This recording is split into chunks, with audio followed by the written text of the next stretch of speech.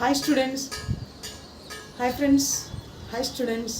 ఈ వీడియోలో మనం ఏపీపీఎస్సీ గ్రూప్ 1 ఎగ్జామ్ కోసం జనరల్ ఎస్సే టాపిక్ చెప్పుకుంటున్నాం. గత వీడియోలో నుంచి కూడా జనరల్ ఎస్సేస్ కొనసాగిస్తూనే ఉన్నాము.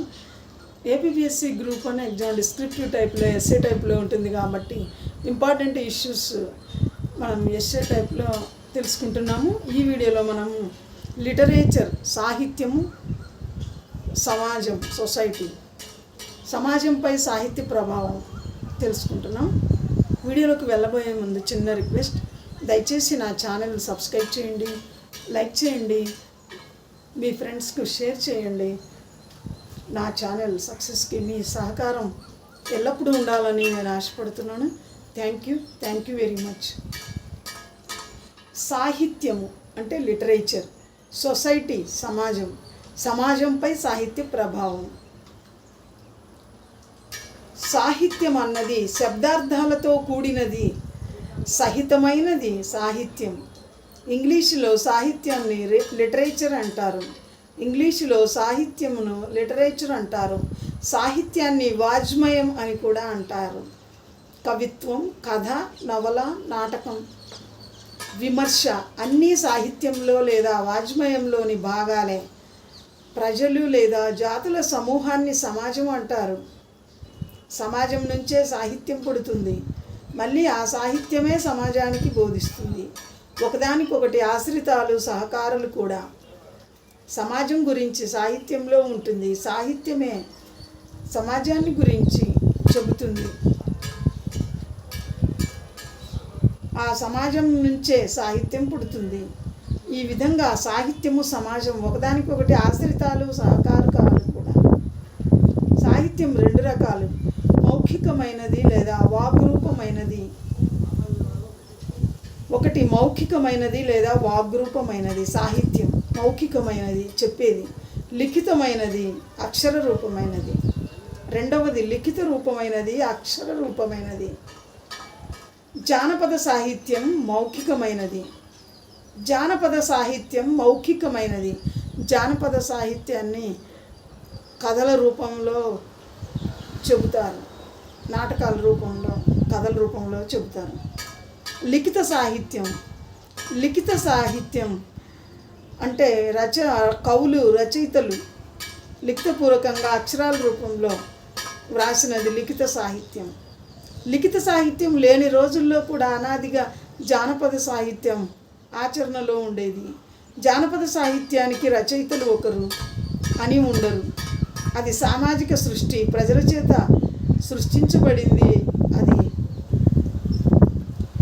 సమాజంలోని ప్రజల నుంచి ఒకరి నుంచి ఒకరికి ఈ జానపద సాహిత్యం వెళ్తూ ఉంటుంది. ఒకరి నోటి నుంచి ఇంకొకరి నోటికి వెళ్తూ ఉంటుంది. అది వల్లె వేసే పల్లె పదాలు జానపద సాహిత్యం. జానపద సాహిత్యం సమాజంలోని ప్రజల చేతనే సృష్టించబడి సమాజానికి విజ్ఞానాన్ని, మానసిక ఉల్లాసాన్ని, ఆనందాన్ని కలిగిస్తుంది. సాహిత్యం అంటే ఎక్కువ మంది కవిత్వంగా భావిస్తారు. ఎందువల్లనంటే ఏ భాషా సాహిత్యంలోనైనా కవిత్వమే ప్రాచుర్యం వహిస్తుంది. సామాన్యంగా సాహిత్యం అంటే ఎక్కువ మంది కవిత్వంగా భావిస్తారు. ఎందువల్లనంటే ఏ భాషా సాహిత్యంలోనైనా కవిత్వమే ప్రాచుర్యం వహిస్తుంది. దాదాపుగా కవిత్వమే ప్రాచీనమైనది కూడా. కాబట్టి కవిత్వం సమాజాన్ని మారుస్తుందా, మార్చదా అనే ప్రశ్న, కవిత్వం సమాజాన్ని మారుస్తుందా, మార్చదా అన్న ప్రశ్న జనిస్తుంది. కథలు, నవలలు, నాటకాలు కూడా సాహిత్యమే. మొత్తం సాహిత్యం సమాజాన్ని శాసిస్తుందా, మార్పును తీసుకువస్తుందా, సాహిత్య ప్రయోజనం ఏంటి అనే ప్రశ్నలు కూడా మనలో తలెత్తుతాయి. సాహిత్యం యశస్సును, సంపదను కలిగిస్తుందని చెప్తారు. ప్రధానంగా సాహిత్య ప్రయోజనాలు: ఒకటి సందేశం, రెండు ఆనందం. సమాజానికి సందేశాన్ని ఇస్తుంది ఒకటి, రెండు ఆనందాన్ని, మానసిక ఉల్లాసాన్ని ఇస్తుంది. సాహిత్యం సమాజానికి సందేశాన్ని ఇస్తుంది, మానవులకు మానసిక ఆనందాన్ని ఇస్తుంది. సందేశంతో కూడిన సాహిత్యం ఆనందాన్ని కలిగిస్తుంది. ఆనందంతో కూడిన కావ్యం సందేశాన్ని ఇస్తుంది. అయితే సాహిత్యంలో అన్ని ప్రక్రియలు, అన్ని రచనలు అలా ఉండవు. కొన్ని కేవలం సందేశాన్ని ఇస్తాయి, మరికొన్ని కేవలం ఆనందాన్ని ఇస్తాయి. పురాణాలు సందేశం మాత్రమే ఇస్తాయి. కావ్యాలలో సందేశం కన్నా ఆనందం, మానసిక ఉల్లాసం ప్రాధాన్యత వహిస్తుంది. పురాణాలు సందేశం మాత్రమే ఇస్తాయి.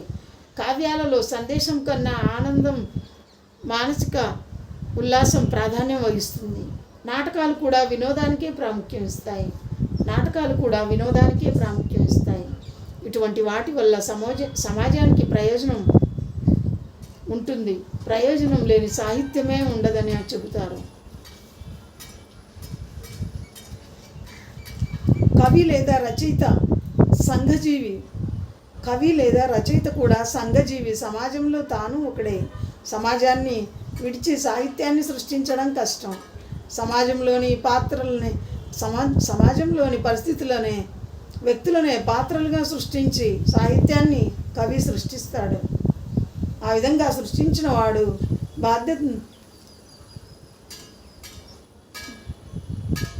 సమాజాన్ని విడిచి సాహిత్యాన్ని సృష్టించడం కష్టం. సమాజంలోని వ్యక్తులే పాత్రలుగా సృష్టించి కవి రచనలు చేస్తాడు. కవికి లోకజ్ఞానం, పరిశీలన ఉండి తీరాలని పూర్వీకులు నొక్కి చెప్పేవారు. అసలు కవికి లోకజ్ఞానం,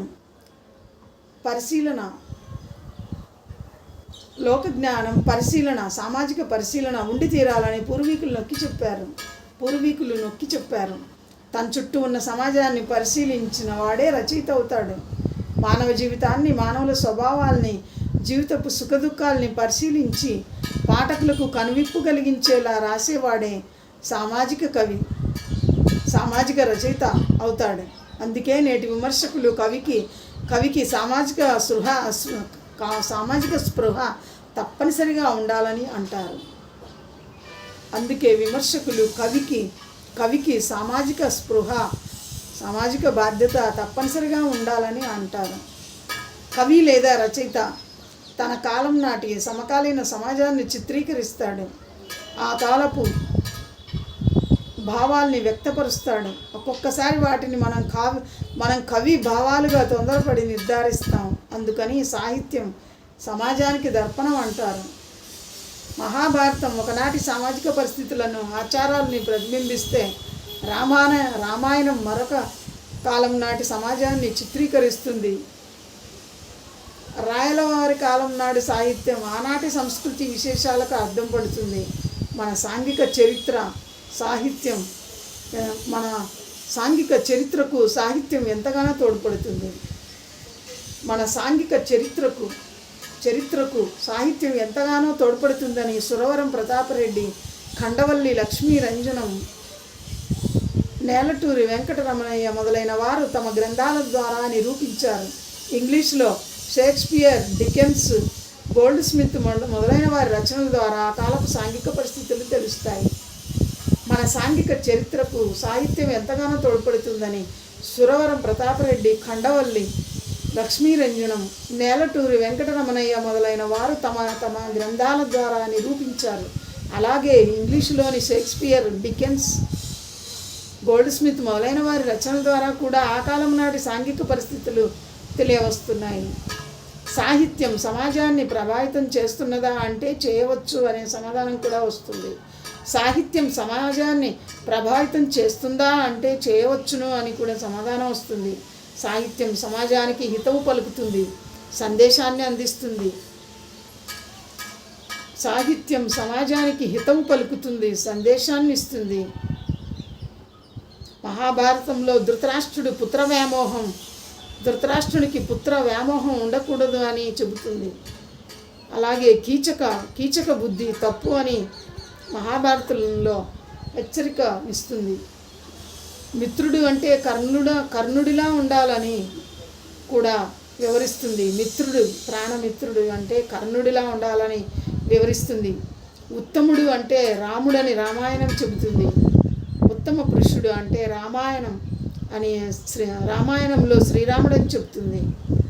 ఉత్తమ పురుషుడు అంటే రాముడని రామాయణం చెబుతుంది.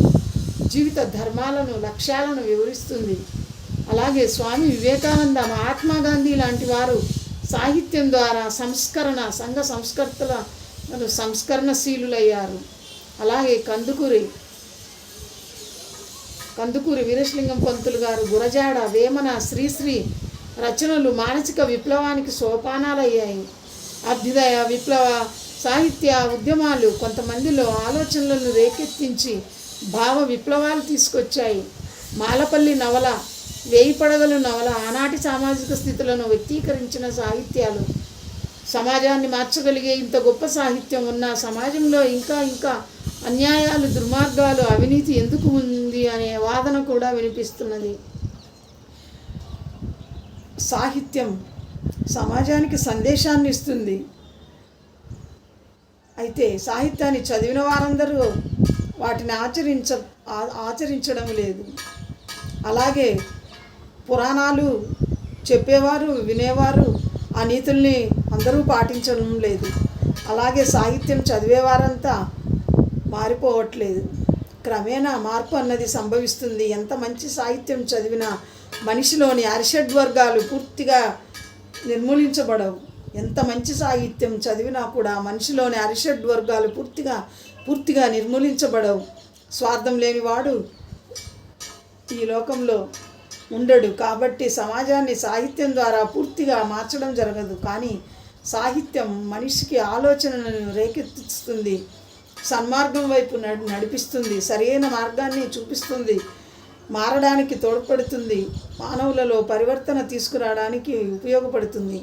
సమాజ కళ్యాణానికి సాహిత్యం బీజం వేస్తుంది. ఆ బీజాన్ని మొలకెత్తించి పోషించాల్సింది ప్రజలు, పాలకులే. విశ్వశ్రేయస్సు కోరేదే సాహిత్యం. కాబట్టి సాహిత్యం సమాజం రెండు పరస్పర ఆశ్రితాలు. సాహిత్యం సమాజం రెండు పరస్పర ఆశ్రితాలు, పరస్పర ఉపయోగులు. కాబట్టి సాహిత్యం సమాజం రెండు పరస్పర ఆశ్రితాలు, రెండు ఒకరి మీద ఒకటి ఆశ్రయించబడి ఉన్నాయి.